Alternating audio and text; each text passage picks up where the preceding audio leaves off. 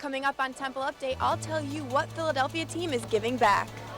I'm Jennifer Lee, and I'll be Skyping with a professor from TU Japan about how staff and students are coping with the disaster.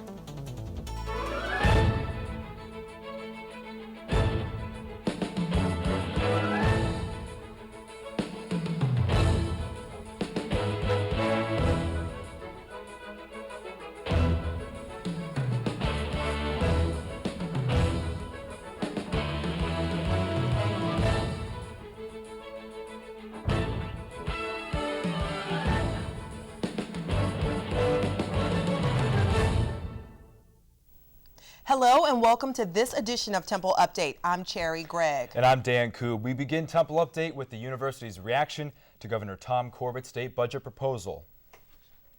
Pennsylvania's new budget proposal may have a major impact for Temple University if it's passed by the General Assembly. Updates Christina Leone has more. Temple University will lose more than 50% of its state funding if Pennsylvania Governor Tom Corbett's new budget proposal is passed. Some students are worried about the effects the budget cuts may have on their education, including a possible tuition hike. Being out of state, I already pay a lot more than every other student that pays in the state, and I would potentially have to transfer, and that would just be really difficult for my family. And the government kind of says, they want students to be prepared to get jobs in the future, but then you cut from education budget. President Ann Weaver Hart joined other school leaders in Harrisburg to meet with the House and Senate appropriation committees. Hart explained the severe impact education cuts would have on students throughout Pennsylvania. It would be a tremendous shift in philosophy and have tremendous impacts on the most vulnerable members of our Commonwealth. The university officials say they will consider all options before increasing tuition rates. Dr. Hart has said that she will not make up this cut on a tuition increase. If we were to make up the cut on a tuition increase, it would be a 44% in-state tuition increase. We're not going to do that. The Temple Advocates Legislative Outreach Network, or TALN, started an online petition and already has more than 7,000 signatures. Temple student government is urging students to go out and get involved. Hopefully it's really kind of sitting in with a lot of students and figuring out, I need to do something, an individual student looking upon themselves to actually go out and do something. On March 30th, Temple students will gather here at the Bell Tower before marching to Center City to have their voices heard in City Hall. Reporting for Temple Update, I'm Christina Leone.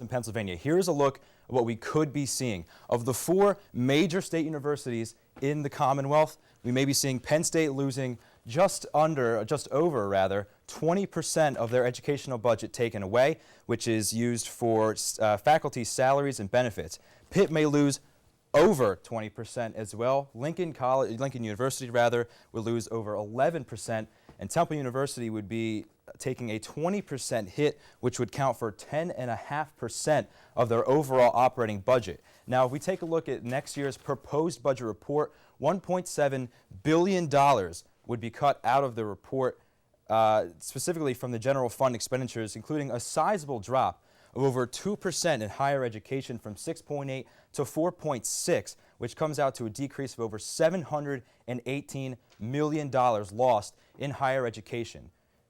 The budget deadline is June 30th, and a new state budget will be in effect for July 1st. Now, one of the places that may be hit the hardest is Temple Hospital. The budget is set to affect funding received by hospitals who serve poor or uninsured patients. Temple serves a higher number of Medicaid patients than in any other Pennsylvania health system. A spokeswoman from the hospital said Temple's losses could approach $83 million. Last year, TUHS reported operating losses of $35 million. Members of the Temple community have been deeply affected by the earthquake and tsunami that rocked northeastern Japan on March 11th. Many are also doing what they can to lend a helping hand. Japan-born Mayoko Nabe says she was sitting at Temple Towers when she heard the news. I was shocked and I was at a loss. Then I started panicking. It took nearly 10 hours for Mayoko to reach her family.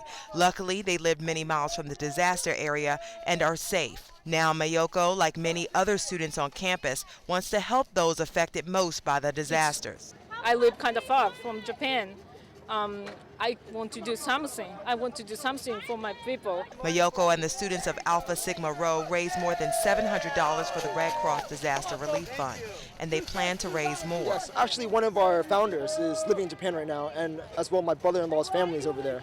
So we're trying to raise money and help out everyone over there as much as we can. Just a few hundred feet away in Annenberg Hall, Temple grad Naoko Masuda is coping with the disaster in a different way.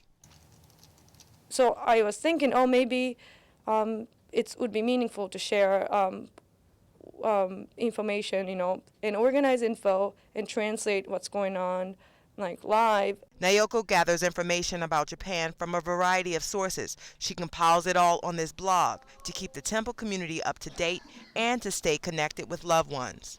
But I feel I'm closer to them. To really feel how they're feeling about it. Other members of the Temple community are also trying to help. Yeah, it feels really good to help them. Like, I've seen all the families struggling on the news, so it definitely feels good to be able to donate. Whether it's $1 or 15 cents, everyone is lending a hand.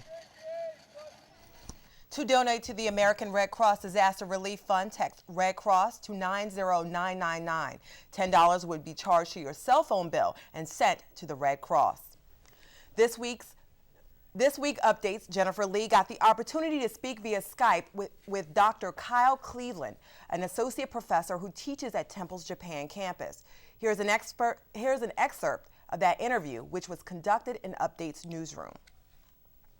I know that the main destruction had taken place in northern Japan, but how has this been affecting TU Japan and the surrounding areas in Tokyo?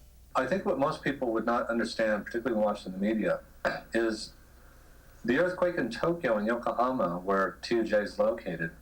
It was scary, but it wasn't really dangerous. No one was harmed. We have 3,000 students, about 820 undergraduates at TUJ. We don't have indication of a single student who was harmed in any way. Come to believe pretty strongly that there were 3 earthquakes. There was the earthquake that happened in Fukushima near the epicenter. There was the earthquake that happened in Tokyo, where our university is. And then there's the earthquake that's happening on the media. And, basically what happened up in Fukushima was really catastrophic. What happened in Tokyo was really scary. Right. And what happens on the media is unbelievable because they're broadcasting the end of civilization, and that is not accurate. So you guys are encouraging the students to stay? We're not, but we're also not encouraging the students to leave. Right. We're encouraging the students to make their own choices based upon the information they have. What we're doing is trying to find a way that students who do leave can finish the semester. We're delaying our restart of classes until March 28th, and that should give us time to be able to finish the semester and students to be able to get their academic credits and things like that. The U.S. State Department is now strongly urging U.S. citizens to defer travel to Japan, and those already in the country are strongly encouraged to consider leaving. You can watch Jennifer's full-length interview with Dr. Cleveland on TU TV.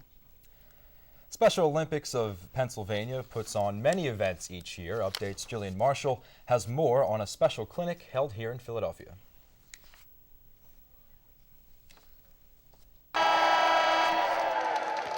Each year, Special Olympics of Pennsylvania, or SOPA, put on various events for their athletes. In the midst of basketball season, the 3rd annual SOPA night with the Philadelphia 76ers was the perfect fit. 2 76ers coaches and 2 hair raisers volunteered their time to come down and work with the SOPA athletes. It felt good to play good with the 76ers. We're learning a lot more things from them by watching them on television. Associate head coach Michael Curry and assistant coach Quinn Snyder demonstrated and taught the athletes the basic fundamentals to be a successful basketball player. My favorite part of the day is about the fundamental. Yeah, individual is sometimes wins games, but the fundamental and the teamwork is winning championships. Playing on the same court as the 76ers and watching a game is fun and educational for the athletes, but it was also a fundraiser for the Special Olympics of Pennsylvania. $10 per ticket that we sell as a Special Olympics group back to our local programs. So we'll raise a couple $1,000s as well as this terrific opportunity. So it's a win-win. It's always rewarding seeing the athletes, the smiles, the opportunity. With the third annual SOPA clinic coming to a close, the young athletes patiently wait in the AT&T Pavilion for the Sixers game to start, where they'll help welcome them to the court. Reporting for Temple Update, I'm Julian Marshall. Still to come on Temple Update, health of student athletes has been an issue across the country. We'll tell you what Temple is doing to keep their athletes healthy. And we'll show you how Philly celebrated St. Patrick's Day. Temple Update. We'll be right back.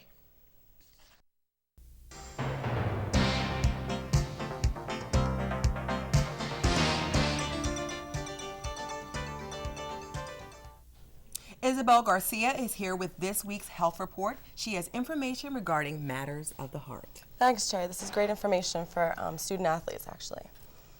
Athletes are always encouraged to stay as fit as your state possible, senator. but exercising isn't always enough. I spoke with Temple's head athletic trainer to find out what steps they're taking to keep their athletes heart healthy. Required to get physicals to measure their overall health.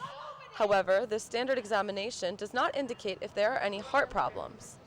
Temple University's head athletic trainer, Dwight Stansberry, explains why it is so important for athletes to have extensive heart testing.